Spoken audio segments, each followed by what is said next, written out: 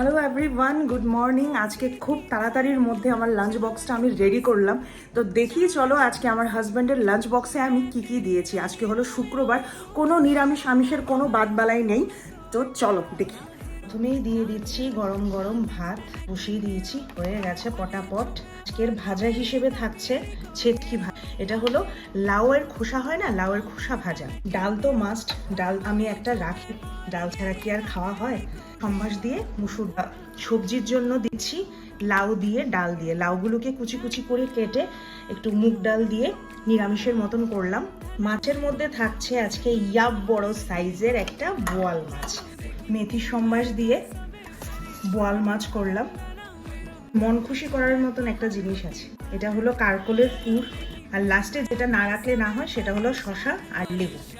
Salad. হাজব্যান্ডের আজকে lunch box একদম রেডি।